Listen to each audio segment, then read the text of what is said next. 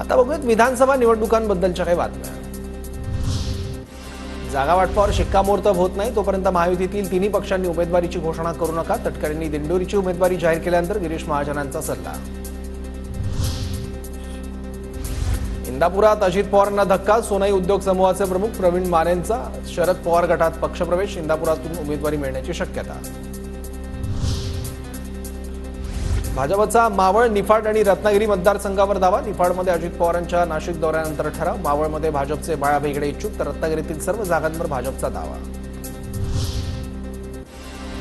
पुण्यातील हडपसर, वडगाव, शिरी, कोथरूडची जागा ठाकरे गटाला मिळायला हवी। हक्काने मागतोय शिवसंकल्प मेळाव्यातून सुषमा अंधारेंची। मवियातील मित्रपक्षांकडे मागणी। भाजपच्या बाळा भेगडेंकडून मावळ विधानसभेत बंडखोरीचे संकेत। अजित पवार गटाचे आमदार सुनील शेळकेंना तीव्र विरोध। शेळकेंना उमेदवारी दिल्यास प्रचार करणार नसल्याचा ठराव।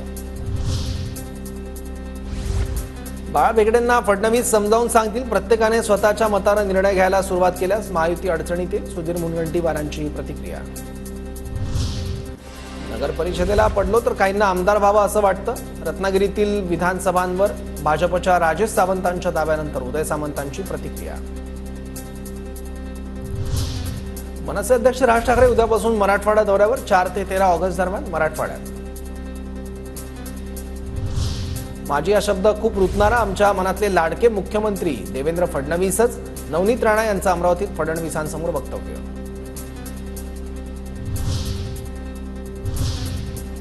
आता बघूया टॉप 9 महत्त्वाच्या बातम्या।